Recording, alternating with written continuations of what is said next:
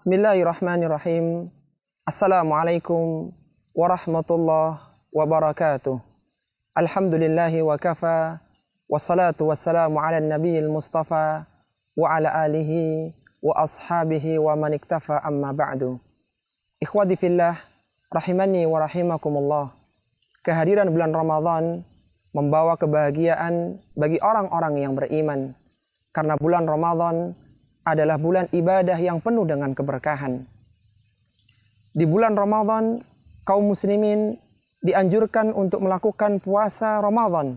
Dan ini merupakan salah satu amalan utama di bulan Ramadan yang mulia. Kewajiban syariat puasa Ramadan mulai disyariatkan bagi kaum muslimin sejak tahun kedua Hijriyah dengan diturunkannya surat Al-Baqarah di ayat yang ke-183. Allah Subhanahu wa taala berfirman, "Ya ayyuhalladzina amanu kutiba alaikumusiyam kama kutiba alal ladzina min qablikum la'allakum tattaqun." Kata Allah Subhanahu wa taala, "Wahai orang-orang yang beriman, diwajibkan atas kalian berpuasa sebagaimana telah diwajibkan atas orang-orang sebelum kalian agar kalian bertakwa." Maka marilah dalam kesempatan yang sejenak ini kita melihat bagaimana puasa Rasulullah Sallallahu Alaihi Wasallam. Semoga dengan melihat puasa Rasulullah Sallallahu Alaihi Wasallam, sebagaimana disampaikan dalam hadis-hadis yang sahih, kita termotivasi untuk berpuasa yang berkualitas sesuai dengan contoh Rasulullah Sallallahu Alaihi Wasallam. Ikhwati fillah, rahimani wa rahimakumullah. Rasulullah Sallallahu Alaihi Wasallam senantiasa makan sahur. Karena makan sahur merupakan keberkahan dan Allah Subhanahu wa taala serta para malaikatnya bersolawat kepada orang-orang yang sahur.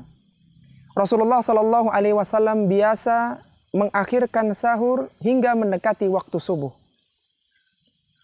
Sebagaimana disebutkan dalam hadis yang diriwayatkan dari Anas bin Malik dan Zaid bin Thabit radhiyallahu taala anhu, ia berkata, "Tasahharna ma'an Nabi sallallahu alaihi wasallam. Thumma qama ila shalah. Qultu kam kana bainal adhani was sahur?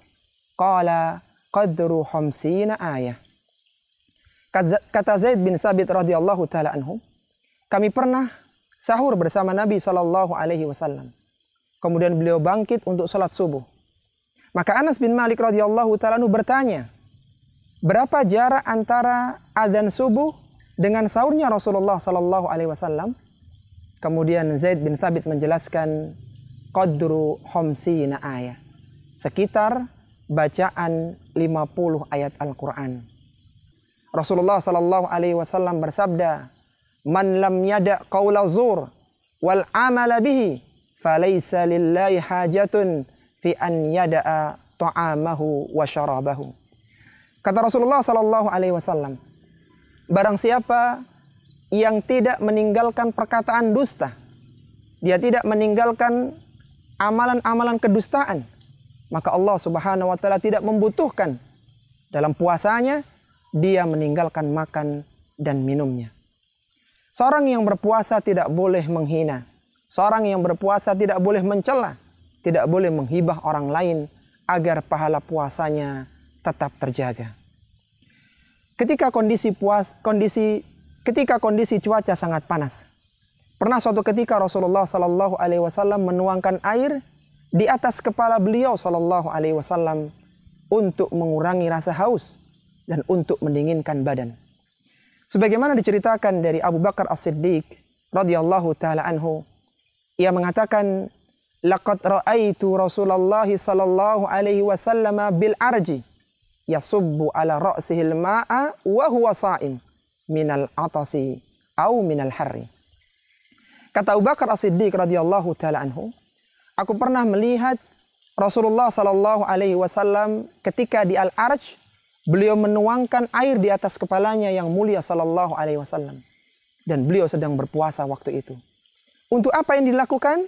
Minal atasi au minal harri, untuk mengurangi rasa haus dan untuk mendinginkan badan dari panas yang menyengat. Ketika Rasulullah SAW merasa perlu untuk berbekam, maka beliau sallallahu alaihi wasallam berbekam meskipun dalam kondisi berpuasa.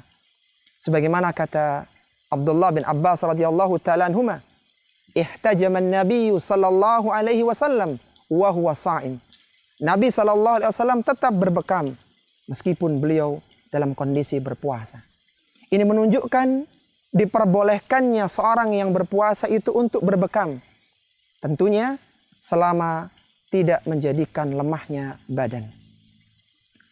Ketika telah tiba waktu berbuka, dengan berkumandangnya adzan maghrib, maka Rasulullah sallallahu alaihi wasallam bersegera untuk berbuka puasa. Beliau berbuka sebelum melakukan salat maghrib.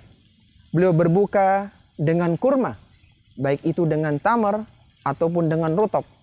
Jika tidak ada, maka beliau sallallahu alaihi wasallam berbuka dengan air. Dan ketika berbuka, Rasulullah sallallahu alaihi wasallam membaca doa, "Dhahabat dhama'u wa batallatil 'uruqu wa thabatal ajru insyaallah." Telah hilang rasa haus, telah hilang rasa dahaga, telah basah urat-urat, dan semoga pahala tetap terjaga insyaallah. Inilah ikhwati fillah rahimani wa rahimakumullah, sedikit tentang gambaran puasa Rasulullah sallallahu alaihi wasallam.